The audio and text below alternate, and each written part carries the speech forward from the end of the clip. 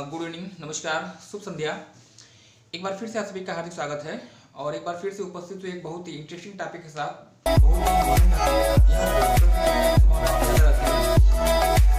कोई भी कृति अंतिम नहीं होती है और हर कृति में सुधार की संभावनाएं, अपार संभावनाएं होती हैं। जब भारत के संविधान का निर्माण किया गया था, डॉक्टर भीमराव अम्बेडकर के नेतृत्व में जितने भी संविधान निर्माता थे, उन्होंने तत्कालीन परिस्थितियों के आधार पे कुछ नियम बनाए थे, कुछ कानून बनाए थे, जिन्हें की संविधान के रूप में लिपिबद्ध किया गया है। समय बदलता गया और बदलते समय के साथ उसमें परिवर्तन की संभावना आपकी होने लगी और परिवर्तन हुए भी, है ना। उन्हीं परिवर्तनों को आपने संशोधन नाम दिया है, महत्वपूर्ण संवैधानिक सुधार संशोधन, है ना। परीक्षा की दृष्टि से एक इंपॉर्टेंट टॉपिक है। अब तक के इतिहास में लगभग 105 संशोधन आपके हो चुके हैं और सभी जो है परीक्षा की दृष्टि से महत्वपूर्ण है।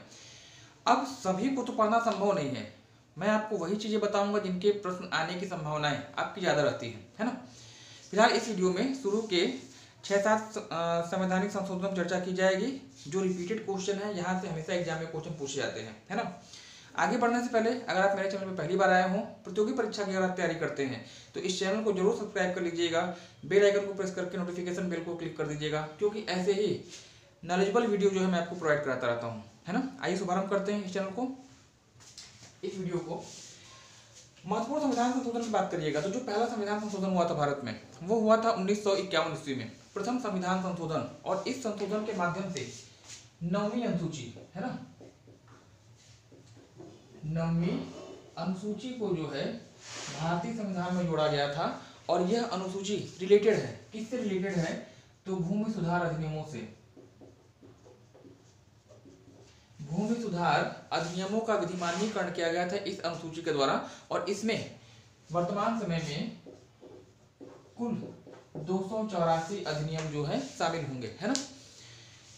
कहने का तात्पर्य यह है कि मूल संविधान में आप उठा के देखिएगा, मूल संविधान में कुल अनुसूचियों की संख्या 8 थी। विभिन्न संवैधानिक सुधार अधिनियम हुए, संशोधन हुए, जिसके परिणाम स्वरूप 4 नई अनुसूचियों को जोड़ा गया और वर्तमान समय में कुल अनुसूचियों की संख्या जो है हो जाती है 12, है ना, 12।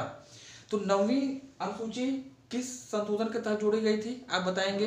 प्रथम संविधान संशोधन कब हुआ था, 1951, है ना। चलिए, 7वां संशोधन आपके लिए इंपॉर्टेंट होगा, जो कि हुआ था 1956 में, 1956 ईस्वी में। और इस संशोधन के द्वारा भाषाई आधार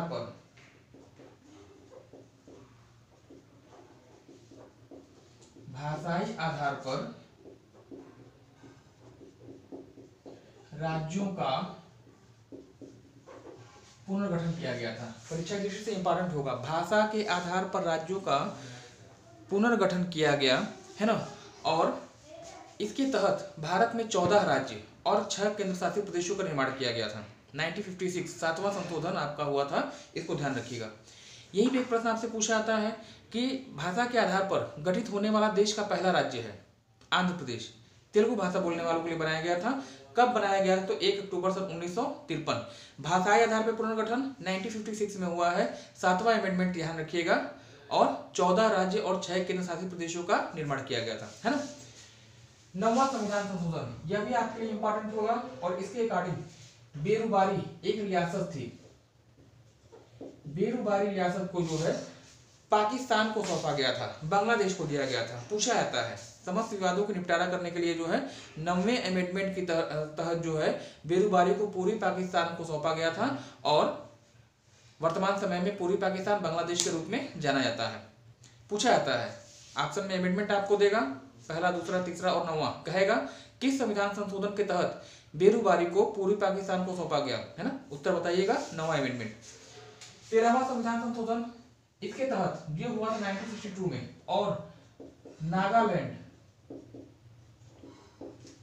नागालैंड को पूर्ण राज्य का दर्जा दिया गया था 1962 में। ये आपका अमेंडमेंट हुआ था 1962 ईस्वी में। नागालैंड को ध्यान रखिएगा, पूर्वोत्तर भारत का एक राज्य जहां की राजभाषा अंग्रेजी है ना, जहां की राजभाषा अंग्रेजी है।